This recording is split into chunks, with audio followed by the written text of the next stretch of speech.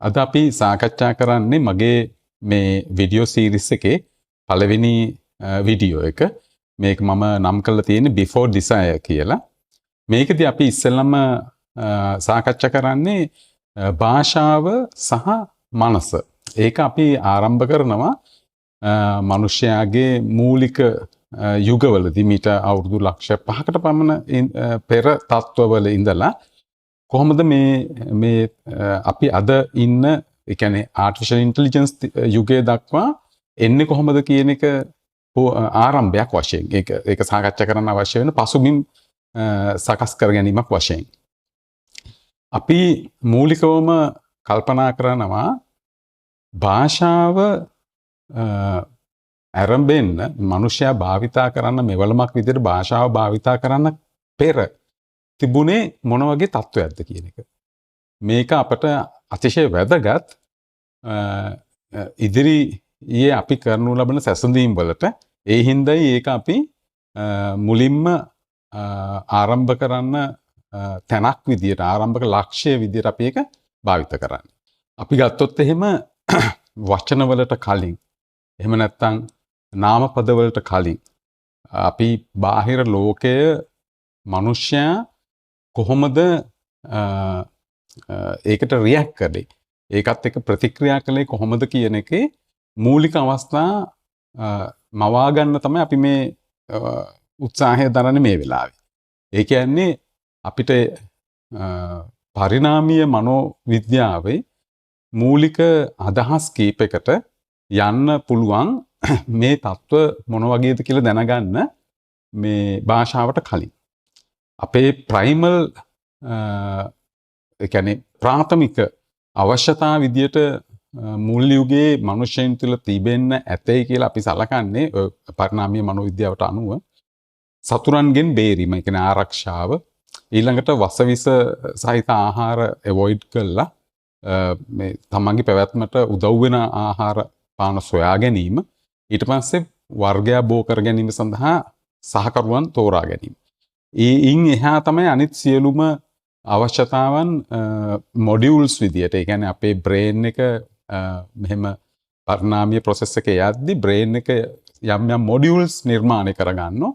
මේ මොඩියුල්ස් නිර්මාණය කරන්නේ සිදුවෙන ඉවොලූෂනරි ප්‍රොසෙස් එකේ තියෙන ගාමක බලය නිසා. ඒ කියන්නේ ඒක එහෙම අපි හඳුන්වන්න හේතුව තමයි ඒගොල්ලෝ හිතන්නේ නැහැ මේවා ගැන. ඒ කියන්නේ ඒගොල්ලෝ පර්සෙප්ෂන් එකක් එන්නේ. දැන් කොටියෙක් හරි සතෙක් හරි දැක්කම ඒගොල්ලන්ගේ ප්‍රතික්‍රියාව හටගන්නේ නැචරල් පර්සෙප්ෂන් එකක්. ඒක තර්කානුකූල විදියකට නොවේ කියන එක තමයි අපි පිළිගන්නේ. ඒ කියන්නේ එහෙම තර්කයක් කරලා වටහා ගන්න භාෂාවක් නැහැනේ. මේගොල්ලෝ මුල් යුගයේදීම ඒ පර්සෙප්ෂන් එකෙන් තමයි ඒ අවස්ථාවලදී ක්‍රියාත්මක වෙන්න යොමු වෙලා තියෙන්නේ. එතකොට අපිට තියෙන කාට හරි දැනෙන්න පුළුවන් ගැටලුව තමයි දැන් අපි මතකය කොහොමද භාවිතා කරේ, ඩිස්ක්‍රිමිනේෂන් එක කොහොමද භාවිතා කරේ, කොහොමද අඳුරගත්තේ සතුර සහ මිතුර. එතකොට මනසේ ඉමේජස් එහෙම තිබුණා නම් ඒවා භාෂාවට වැටෙන්නේ නැද්ද වගේ ප්‍රශ්නයක් මතුවෙන්න පුළුවන්. නමුත් මම පැහැදිලිව කියනවා භාෂාව සංකේතීය ලෝකයක් නිර්මාණය වෙන්න අත්‍යවශ්‍ය නැහැ මේ පර්සෙප්ෂන්ස් වලට. ඒ කියන්නේ මූලික ප්‍රයිමල් අවශ්‍යතාවලට ප්‍රතික්‍රියා දක්වන්න භාෂාවක කිසිම අවශ්‍යතාවයක් තිබිලා නැහැ. ඒගොල්ලෝ තමන්ගේ පැටව අඳුර ගන්නවා. සත්තුන්ටත් මේක මෙහිම අදාළයි. එතකොට සත්තුයි මිනිස්සුන්ගේ මුල් අවස්ථාවේ ඉඳපු ඒ මනුෂ්‍ය කොට්ටාසයි අතර ලොකු වෙනසක් තිබිලා නැහැ. ඒගොල්ලෝ භාෂාවක් කියන එකකට ඇතුල් වෙලා නැහැ ඒ යුගයේ වෙනකොට. නමුත් ඔය කියන පර්සෙප්ෂන් එක හරහා තමන්ගේ ජීවිතය ආරක්ෂා කරගන්නවා, කෑම බීම සපය ගන්නවා, ප්‍රජනන අවශ්‍යතා ප්‍රජනනයේ යෙදෙනවා. ඒවා ඔක්කොම සිද්ධ වෙන්නේ ඉන්ස්ටින්ක්ට් එකට අනුව. දැන් මේ ඉන්ස්ටින්ක්ට් කියලා කියන්නේ ඒක අර ඉවොලූෂනරි ප්‍රොසෙස් එකෙන් එන ලක්ෂණයක්. ඒ කියන්නේ කිසිම කෙනෙක් කිසිම දෙයක් මතක තියාගන්නේ නැහැ. ඒකයි මෙතන මූලිකම දේ. ඒගොල්ලෝ කිසියම් දෙයක් රෙකෝඩ් කරන්නේ නැහැ. අනිත් අයට උගන්වන්නේ නැහැ. මේක මේ අවුරුදු දහස් ගානක් විශාල ඊටත් කලින් ඉඳලා මේ මනුෂ්‍යයාගේ වෙනස් වීම ඉතාලම සෙමෙන් තමයි මේවා සිද්ධ වෙලා අර DNA වලට එන්කෝඩ් වෙන්නේ. ඒකට අපි කියන්නේ එම්බොඩිමන්ට් එකක්. ඒ නොලෙජ් එක එම්බොඩි වෙනවා. ඒ කියන්නේ අපි දැන් උදාහරණයක් විදිහට ගත්තොත් මකුළුවෙක් දැලවියන්නේ දැනුමකින් නෙමෙයි. ඒ කියන්නේ එයයි අපි සාමාන්‍යයෙන් වැඩක් කරන්න අපිට දැනුමක් අවශ්‍යයිනේ. වඩුවෙක් වගේ වැඩ කරන්න අපිට මූලික දැනුම් පද්ධතියක් ඕන. ට්‍රේනින් එකක් ඕන. නමුත් ඒ කිසිම අවබෝධ ඒ කියන්නේ ඒ පිළිබඳ දැනුමකින් තොරව මකුළුවා ඉතා සංකීර්ණ දැල්වියා ගන්නවා. එතකොට කෙනෙක්ට හිතෙන්න පුළුවන් මේක එයා කිසියම් දැනුමකින් කරන වැඩක් කියලා. ඒක එහෙම නොවේ. දැනුමක් ලබන්න එයාගේ ජීවිත කාලේ ඒක මේක අපිට එහෙම සාක්ෂියක් නෑ. ඒගොල්ලෝ මේ කිසියම් ආකාරයක මේ දැනුමකින් මේක වැඩ කරනවා කියලා කියන්න අපිට කිසිම සාක්ෂියක් නෑ. නමුත් ඒගොල්ලෝ කිසියම් ඒජ් එකකට ආපු ගමන් ඒගොල්ලෝ දැලක් පියා ගන්නවා. එතකොට මේක වෙන්නේ භාෂාවකින්වත් තර්ක ඥානයකින්වත් ජියෝමෙට්‍රි පිළිබඳ දැනුමකින්වත් ඉංජිනේරු එහෙම දෙකින් නෙමෙයි. මේක වෙන්නේ AI විශාල කාලයක් තිස්සේ විවිධ මකුළුව විවිධ දැල් විවිධාකාරයෙන් නිර්මාණය කරලා ඒවා ෆේල් වෙලා ඒක කිසියම් ආකාරකින් ස්ථායීතාවයකට ආවනම් ඒ ස්ථායීතාවය බයෝලොජි එක ඇතුලේ ඒ කියන්නේ මකුළුවන්ගේ ඉවොලූෂනරි ප්‍රොසෙස් එකේ ඒගොල්ලන්ගේ බයෝලොජි එක ඇතුලේ කියන්නේ අපිට කෙටියෙන් කියන්න පුළුවන් DNA වලට එන්කෝඩ් වෙලා එම්බොඩි වෙලා තමයි ඒ හැසිරීම. එතකොට ඒක දැනුමකින් සවිඥානිකව පාන ශිල්පයක් නෙමෙයි. ශිල්ප දැක්වීමක් නෙමෙයි. ඒ අයිට ඒක වෙනෝ. ඒක ඇයට එහෙම කරන්න පුළුවන් විදියට එම්බොඩි වෙලා තියෙන එයාගේ දැනුම. එතකොට දැන් මේ කුරුල්ලෝ කිරිල්ලියන් සොයාගන්නේ මේටිං වලට ඒත් ඒ වගේමයි. එයාගේ ඒ ආකර්ෂණය ගන්න කරන කටයුතු සේරම එයයි භාෂාවකින් ව්‍යුත්පන්න වෙලා එහෙම නැත්නම් මිනිස්සෙක් වගේ ආශා කරලා ෆැන්ටසි ගත වෙලා එහෙම කරන කටයුත්තක් නෙමෙයි. එතකොට දැන් මාළු රංචු ගැහෙන එක එහෙම නැත්නම් নানা ප්‍රකාර විදිහේ අනිකුත් සතුන්ගේ චර්යාවන් දිහා බැලුවම අපට පැහැදිලිව පේනවා ඒගොල්ලෝ භාෂාවක් රහිතව ඒ කියන්නේ කිසියම් ඉන්ස්ටින්ක්ට් එකකින් බඩගිනි වුණාම මොන හරි කෑව එතනින් ඒක ඉවර වෙනවා. එයා ඊට පස්සේ ඉමේජින් කරන්නේ නැහැ කියලා අපිට පේනවා වෙන ආහාරයක් ගැන. එහෙම නැත්නම් සැලසුම් කිරීමක් නැහැ. ආපහු බඩගිනි වුණාම කනවා. දැන් මේ විදිහේ භාෂා රහිත ලෝකය කියලා කියන්නේ ඉන්ස්ටින්ක්ට්ස් වලින්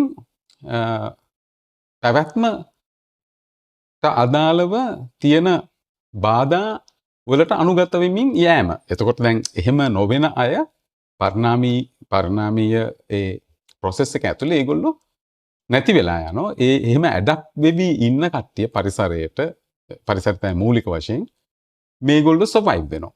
දැන් මෙන්න මේ විදියට එද්දී ඉන්ස්ටින්ක්ට් වලින් තමන්ගේ දැනුම කියන එක තමන්ට සර්වයිව් වෙන්න ඒ අය ප්‍රැක්ටිස් කරන දේ තමන්ගේ DNA වලට එම්බොඩිමන්ට් වුණාට පස්සේ ඒ නොලෙජ් එක ඊට පස්සේ මේ කාලය යෑමත් එක්ක ඉදිරියට යෑමත් එක්ක තමයි ඒගොල්ලන්ගේ ඒ කියන්නේ සමූහ වශයෙන් පවතින තත්ත්ව තුළ තමයි ඔය කොමියුනිකේෂන් කියන එක පටන් ගන්නෙ. ආරම්භෙන්නේ. ඒක තමයි අපිට හිතන්න පුළුවන් සාධාරණම හේතුව. එක අතකින් එහෙම සමූහගත වුණාම බාහිර සතුරෙක්ට අපි හිතමු දැන් වඳුරු රංචුවක් කොටියෙක් වගේ ආවම තනි වඳුරෙක් හිටියොත් එයාට ගොදුරු වීම බොහොම ෂණිකයි ඒක වළක්ව ගන්න බෑ. නමුත් සමූහයක් වශයෙන් හිටියොත් ඒකට කිසියම් ප්‍රතික්‍රියාවක් දක්වන්න පුළුවන්. කිසියම් ආකාරයක රෙසිස්ටන්ස් එකක් දක්වලා ඒකෙන් සතුට පළව හරින්න පුළුවන්. දැන් මෙහෙම ආහාර කියන්නේ මේ කොටියගේ ආහාරයක් බවට තමන්පත් නොවෙන්න කණ්ඩායමක් ගත වුණාම ඒ ආරක්ෂාව තහවුරු වුණාට තමන්ගේ ආහාරවලදී නැවත ඒගොල්ලෝ අතර හටගන්න කිසියම් තරංගයක්. එතකොට මෙතෙන්දී ආහාර තියෙන සත්තු ආහාර නැති අයට තමන්ගේ ආහාර බෙදා ගන්නවා වගේ දේවල් වලදී අපි ඒක හඳුන්වනවා සෝෂල් අල්ට්‍රිසම් කියලා. ඒ වගේ දේවල් වලින් තමයි ඒගොල්ලෝ අතරේ ඔය කොමියුනිකේෂන් එක ඇරඹෙන්න බොහෝ ඉඩකඩ තිබුණේ. ඒ කියන්නේ ආහාර කියන දේ ප්‍රමූලික දෙයක් පැවැත්මට සමහරුන්ට ආහාර ලැබෙනවා, සමහරුන්ට ආහාර හිග වෙනවා. එතකොට ඒ අර හිග වෙන අයට ආහාර බෙදා ගැනීම කියන එක හරහා කිසියම් ආකාරයක කොමියුනිකේෂන් එකක් හටගන්නවා. එතකොට අපිට ඊළඟට එන අවධිය තමයි මේ කොමියුනිකේෂන් එකේදී වෙන්නේ ඒත් අර ඉන්ස්ටින්ක්ට් ෆලෝ කරමින් යන ආහාර හුවමාරු කර ගැනීමක් වගේ සරල ගණිතයකට කොටු වෙලා මේගොල්ලෝ මෙහෙම ඉද්දි තමයි අර පළවෙනි වතාවට කොටියෙක් දැක්කම කිසියම් ශබ්දයක් නිකුත් කිරීමේ හැකියාව මේගොල්ලන්ට ඇති වෙන්නේ. ඒ කියන්නේ කිසියම් ශබ්දයක් මේගොල්ලෝ නිකුත් කරොත් කොටියා අපිය වෙනකොටම අපි තුන් කොටියා කියලා කිව්වයි කියලා. අපි නිකම් උදාහරණයක් වශයෙන්. එතකොට ඒක මනසේ රෙජිස්ටර් වෙනවා. ඒ ශබ්දයයි ඒ කියන්නේ ඔබ්ජෙක්ට් එකයි රූපයයි. එතකොට මෙන්න මේ හරහා තමයි අපේ ඉස්සෙල්ලම නාමපද ටිකක් හැදෙන්න බොහොම ඉඩකඩ තිබුණේ. එතකොට භාෂාවේ මුල්ම අවස්ථාව විදියට අපිට ගන්න පුළුවන් වෙන්නේ ඔන්න ඒ වගේ නාමපද සොයා ගැනීමකට තමයි. ඒ කියන්නේ ඊට පස්සේ ඒගොල්ලන්ට ගුහාගත වෙලා කල්පනා කරන්න පුළුවන් අර ශබ්දය පිළිබඳ. ඒ ශබ්දය මතක් වුණාම අර රූපේ හිතේ මැවෙනවා. ඔන්න ඔතන තමයි අපි දැන් මේ කතන්දරය ඇතුලේ මේගොල්ලන්ගේ භාෂාවක් විදියට මනස ඇතුලේ දෙයක් ව්‍යුහගත වෙන්න පටන් ගන්න. දැන් ඒක තමයි ස්ට්‍රක්චර් එක. එතන ඉඳලා තමයි ඒ අය සෆර් කරන්න ගන්න. ඒ කියන්නේ දේවල් පිළිබඳ ආහාර පිළිබඳ ආරක්ෂාව පිළිබඳ පරිසරය පිළිබඳ අර භාෂාවේ වචන වැඩි වෙන්න ඒගොල්ලන්ගේ ඒ ඇබ්ස්ට්‍රැක්ට් තින්කින් එක වැඩි වෙන්න ඒගොල්ලන් ක්‍රමානුකූලව තමන්ගේ ඉමේජිනරි එහෙම නැත්නම් අපි ගත්තොත් එහෙම ඇස් ටික පියාගත්තම ශබ්ද සමග ශබ්දයක් ගැට ගැහුණු රූපයක් මවා ගැනීමේ හැකියාවක් එනවා. ඒ කියන්නේ අර කොටි කියන શબ્දෙත් එක්කලා කොටියෙක් පිළිබඳ රූපයක් මනසේ මවා ගැනීමේ හැකියාවක් හටගන්න. ඒ හැකියාව තමයි අර පරිකල්පනීය හැකියාව වගේ නැති දෙයක් හිතින් මවා ගැනීමේ හැකියාව ලැබීම ඊටාම මේ විප්ලවකාරී දෙයක්. මනුස්ස ඒ කියන්නේ ඒ growth line එක, ඒ කියන්නේ evolutionary track එකේ එහෙම imagination කියන එක ඇති වෙන එක ඇවිල්ලා ඊටාම තීරණාත්මක අවධියක්, තීරණාත්මක තත්වයක්. එතකොට අපි ඔය භාෂාවට පෙර අවධිය අපි අඳුනගන්නේ ඒ කියන්නේ භාෂාවක් හටගත්තු අවස්ථාවට පසුව නෙමෙයි, පෙර අවස්ථාව අපි හරියටම ඛණ්ඩනයක් කරගන්නවා. ඒක ප්‍රී-ලින්ග්විස්ටික් ස්ටේජ් එකක් විදියට. ඒ කියන්නේ ලින්ග්විස්ටික් ස්ට්‍රක්චර්ස් ෆෝම් වෙලා නැති අවධියක් විදියට. එතකොට අපිට ප්‍රී-ලින්ග්විස්ටික් ස්ටේජ් එකක අපිට මුලින්ම ඒ ප්‍රත්‍යක්ෂයන් හරහා, ඒ කියන්නේ කිසියම් ආකාරයක කොග්නිෂන් එක හරහා සිද්ධ වෙන දැනුම අපිට මූලික වශයෙන් බෙදන්න පුළුවන් perception, memory, recognition, discrimination, prediction, learning, adaptation, decision making. ඒ කියන්නේ මේ කොග්නිෂන් එක ඇතුලේ භාෂාවක් නැතුවත් ඒ සමූහයකට විශාල වැඩකටයුතු ප්‍රමාණයක් කරන්න පුළුවන් කියන එක තමයි ඒකේ තේරුම. ඒ කියන්නේ මේ mental faculties වල වර්ධනයත් එක්කලා ඒගොල්ලන්ට මේ දේවල් ග්‍රහණය කරගන්න එක, ඒවා මතක තබා ගන්න එක, ඊට පස්සේ ඒවා වෙන් කරලා අඳුරගන්න එක, ඊට පස්සේ සතුරන් සහ මිතුරන් වෙන් කරගන්න එක, සතුරු බලවේග වලින් ඩිස්ක්‍රිමිනේෂන් එක ඇති වෙන ආකාරය භාෂාවෙන් තොරව සිද්ධ වෙලා තියෙනවා. එතකොට යම් තාක් දුරකට යම් දේවල් ප්‍රෙඩික්ට් කරගන්න ඒගොල්ලන්ට පුළුවන්කම ලැබෙනවා මේ කොග්නිටිව් මේ ප්‍රොසෙස් එක ඇතුළෙම. ඊළඟට වැදගත්ම කාරණේ තමයි ඇඩප් වෙන්නත් පුළුවන් වෙනවා එක එක තත්තු වලට. ඒ කිසිම කටයුත්තකට භාෂාවේ අවශ්‍යතාවයක් මතුවෙලා නැහැ. එතකොට මූලික වශයෙන් අපි මේකේ තව ලෙවල් එක පල්ලෙහාට ගියොත් අපට හම්බ වෙන්නේ මේ කොග්නිෂන් එකේදී වෙන්නේ මේ එන්වයරන්මන්ට් එකේ තියෙන පැටර්න්ස් රෙකග්නයිස් කරන එක. පැටර්න් රෙකග්නිෂන් එකක් කියන්නේ. ඒ කියන්නේ ඒගොල්ලෝ වතුර තියෙන තැන් සොයා ගන්න එක. ඒ වතුර තියෙන තැන්වල ඉන්න සතුරන් අඳුන ගන්න එක. ඒ වගේම තමන්ට හානිදායක නොවන පළතුරු වර්ග මොන ගස්වලද තියෙන්නේ. ඊට පස්සේ හානිදායක පළතුරු කොහෙද තියෙන්නේ වගේ ඒ වගේ මේ ඒවයි පැටර්න්ස් තමයි මේගොල්ලෝ අර නොලෙජ් එකක් විදියට එම්බොඩිමන්ට් වෙන්නේ තමන්ගේ ඒ කියන්නේ ඉවොලූෂනරි ප්‍රොසෙස් එක ඇතුලේ මම කියන්නේ මේ කෙනෙක්ගේ ජීවිත කාලයක දේවල් නොවේ. මේ වගේ ජීවිත කාල විශාල ප්‍රමාණයක සම්ප්‍රේෂණය වන එකිනෙකට පරම්පරාවෙන් පරම්පරාවට කොමියුනිකේට් වෙන එම්බොඩිඩ් නොලෙජ් කියන එක මම කියන්නේ. ඒක භාෂාවෙන් තොරව සිද්ධ වෙලා තියෙනවා. දැන් අපිට ඊළඟට එන දේ තමයි නැවත අපි ආපහු ගියොත් එම අර උදාහරණයට ඉවොලූෂන් එක කියන එක ඇත්තටම හැමතිස්සෙම හැම වර්ගයකම දේවල් ප්‍රොඩියුස් කරලා තියෙනවා. ඒ කියන්නේ විවිධ වෙනස්කම් සහිතව. ඒ වෙනස්කමත් එක්කලා පරිසරයට වඩා ඇඩප් වුණු කෙනා ඉතුරු වෙද්දී අර ඇඩප් වෙන බැරි සුවිශේෂී කාණ්ඩ නැති වෙලා තියෙනවා.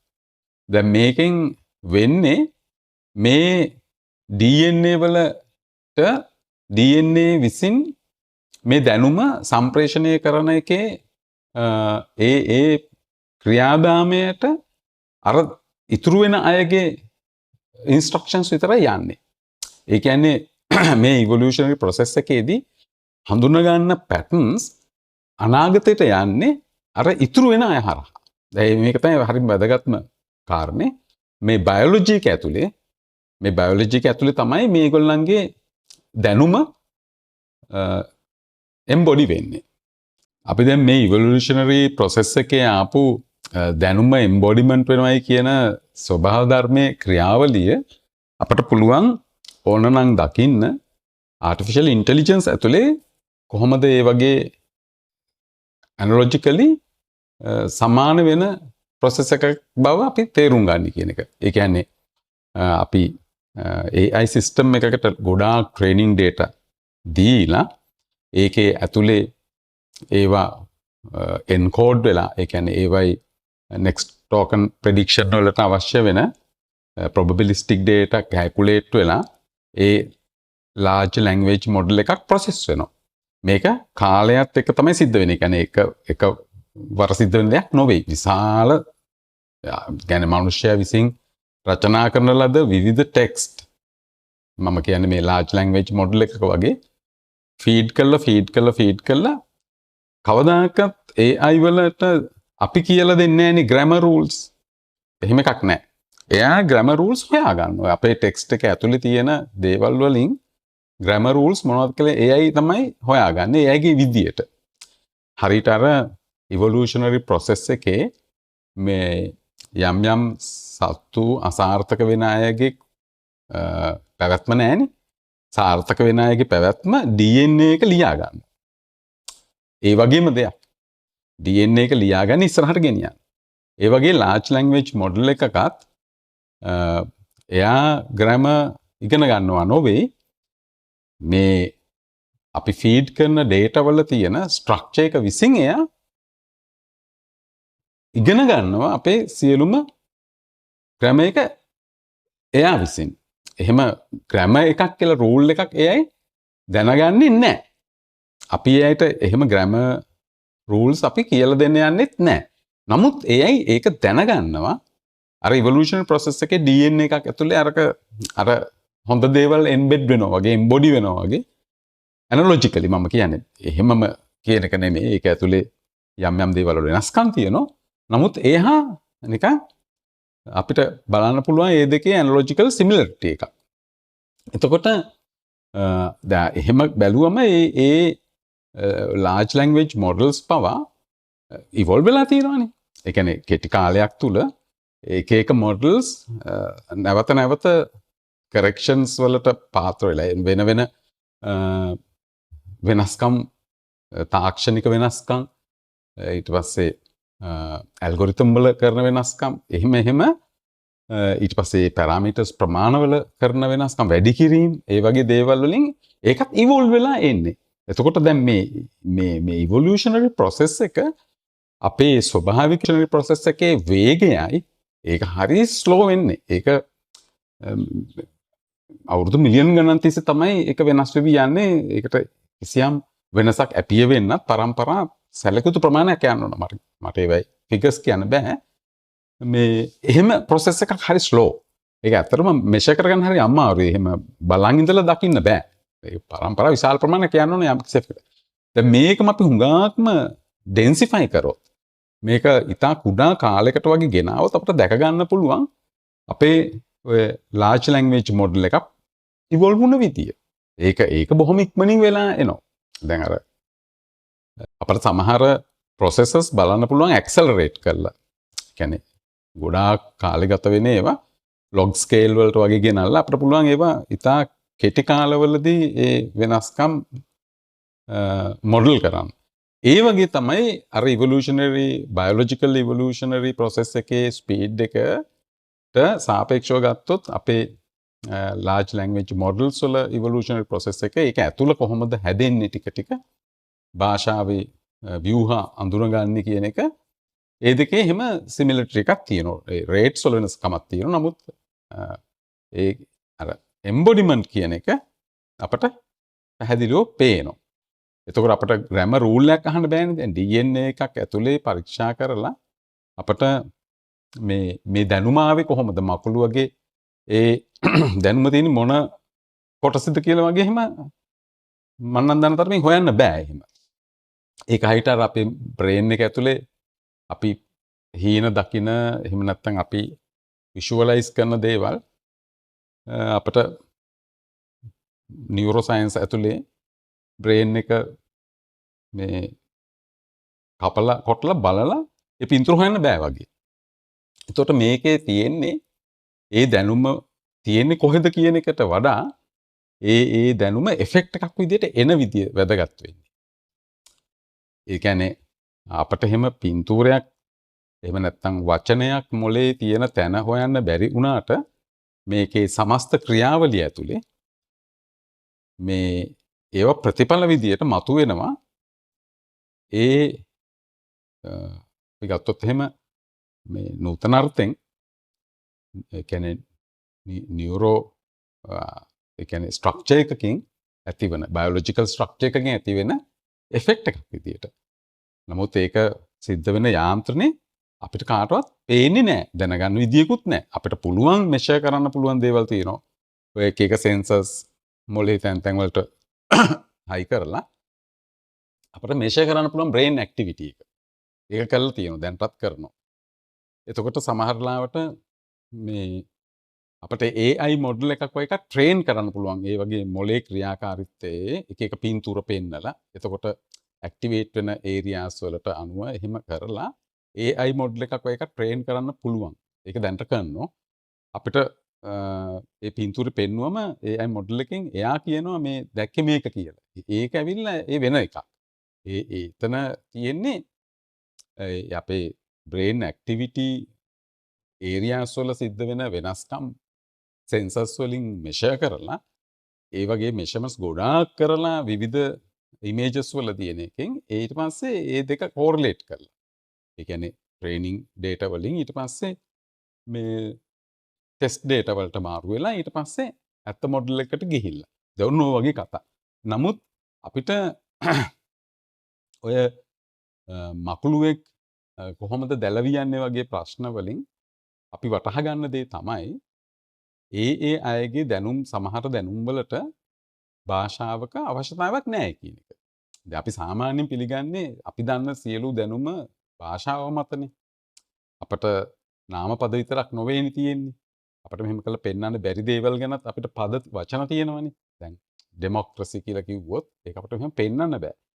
ඒතර ෆ්‍රීඩම් කියලා කිව්වොත් අපිට එහෙම පෙන්වන්න බෑ. ඒ වගේ ඇබ්ස්ට්‍රැක්ට් අයිඩියාස් වලටත් භාෂාව ඇදිලා ඇවිල්ලා තියෙනවානේ. අපි ඒවා විශාල වශයෙන් භාෂාවේ ඇතුලේ අපි නිකන් එක අර්ථකින් ගත්තොත් අපි සිර වෙලා වගේ ඉන්නවනේ. දැන් අපි රිසනර්ස්ලා වගේ ඉන්නවනේ. භාෂාවෙන් මිදෙන්න බෑ. භාෂාවෙන් තොරව හිතා ගන්න බෑ. හිතන්න බෑ. හැබැයි අපි දැනගෙන ඉන්න ඕන කාරණයක් තියෙනවා. අපි මුල් අවදිවල ඒ තිබුණු අපේ භාෂාවෙන් තොර යම් යම් ඉන්ස්ටින්ක්ට්ස් විසින් අපිව ආරක්ෂා ඒ කියන්නේ ආරක්ෂණ උපක්‍රමයක් විදිහට ඒ ආපු මේ මෙන්ටල් ෆැකල්ටිස් අපේ තාමත් ක්‍රියාත්මක වෙනවා. ඒවා තාමත් අපේ තියෙනවා. නමුත් අපි ඊට වඩා වෙනස් දේවල් වලට දැන් භාෂාව හරහා ඇතුල් වෙලා තියෙනවා.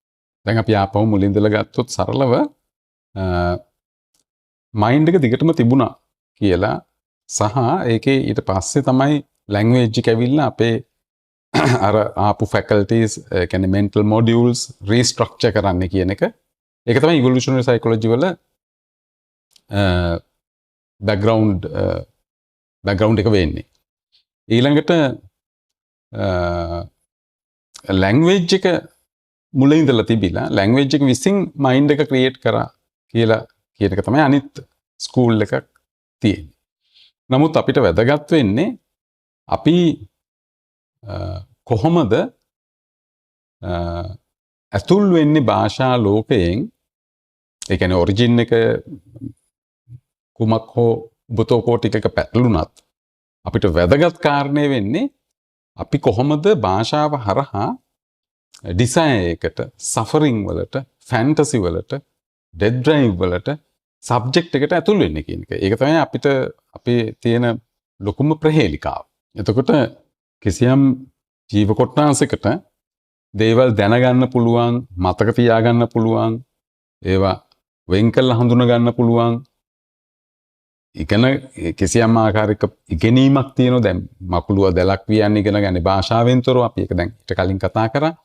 ඊට පස්සේ සමූහ වශයෙන් හැසිරෙන්න පුළුවන්. පැවැත්ම තහවුරු කරගන්න පුළුවන්. මේ සියල්ල කරන්න පුළුවන් භාෂාවෙන් තොරව. එතකොට භාෂාව ආවට පස්සේ මේ ලිවිං බීයින්ග්ස් වලට, මේ ඕගනිසම්ස් වලට මොකද්ද අමුතුවෙන් උනේ කියන එක අතිශය වැදගත්. ඒ අමුතුවෙන් උන දේවල් අපි ගත්තොත් එහෙම ඒකේ අපිට ප්‍රමුඛව එන කාරණේ තමයි මේ ඩිසයර් කියන එක. ඩිසයර් කියන එක ඒ ජීවීන්ට හටගන්නේ මේ දැන් භාෂාවට ඇතුළුනේ මනුෂ්‍යයා නිසා අපිට ජීවීන් කියන්න අවශ්‍යතාවයක් නැහැ මෙතනින් එහාට. ඒ කියන්නේ අරගලන්ගේ භාෂාවල ඒ කියන්නේ මූලික ශබ්ද කිරීම එහෙම තිබුණා වුණාට සතුරන්ගෙන් එහෙම එන එෆෙක්ට්ස් වලට හරි කෑමක් බීමක් ෂෙයා කරගන්න හරි ඒගොල්ලන්ට එහෙම මේ කොමියුනිකේට් ඒ වගේ දේවල් කොමියුනිකේට් කරන්න බේසික් කොමියුනිකේෂන් එක ඇරෙන්න වෙන මනුෂ්‍යයා භාෂාව හසුරවන මට්ටමක හසුරවීමක් කිසිම සතෙක් ජීවියෙක් කරන්නේ නැහැ. දැන් අපි කරන ඒ වෙනස අපේ භාෂා භාවිතයේ සිදු වෙලා තියෙන වෙනස තමයි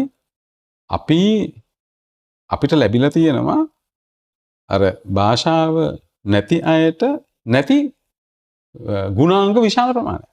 ඒ කියන්නේ කුරුල්ලෙක්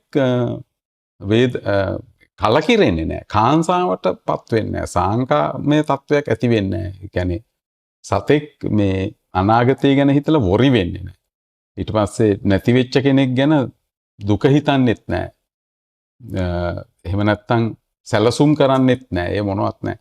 එතකොට මිනිස්සයා නමුත් අපි ගත්තොත් එහෙම අපිට හැමතිස්සෙම තියෙනවා අපි ගැන ඊගෝ එක තියෙනවා, සෙල්ෆ් අවයානස් තියෙනවා, ඩිසයර් එක තියෙනවා, අපි වේදනාවටපත් වෙනවා, සෆරින් තියෙනවා, අපි මරණය ගැන අපිට වොරි එකක් තියෙනවා. ඒ කියන්නේ ඩෙඩ් ඩ්‍රයිව් නෙමෙයි අපි මැරෙන මිනිස්සු වශයෙන් අපිට මරණය පිළිබඳ හැඟීමක් තියෙනවා.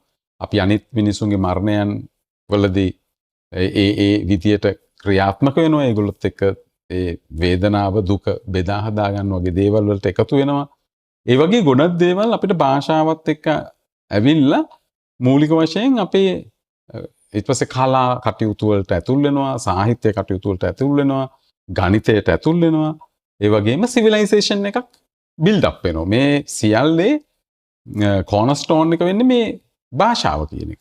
ඒතර අපි භාෂාවට ඇතුල් වීමත් එක්කලා අර කැලෑවල ඉඳපු ඒ යම් ගෝත්‍රික හරි රංචු ගැසීම් වලින් වෙනස් ශිෂ්ටාචාරගත වීමක් බවට පත් වෙනවා. අපි ඊළඟ වීඩියෝ එකේදී සාකච්ඡා කරමු මේ ප්‍රාථමික ක්ලිනිකල් ස්ට්‍රක්චර්ස් එන්නේ කොහොමද කියලා. අපි ඒක පරීක්ෂා කරලා බලමු. ඒ කියන්නේ සබ්ජෙක්ට් එක හැමතිස්සෙම එකම විදියද සත්තුන්ගේත් මනුෂ්‍යයාගේත් මේ ගැන අපි පරීක්ෂා කරලා බලමු අපේ ඊළඟ වීඩියෝ එකේදී. බොහොම ස්තුතියි.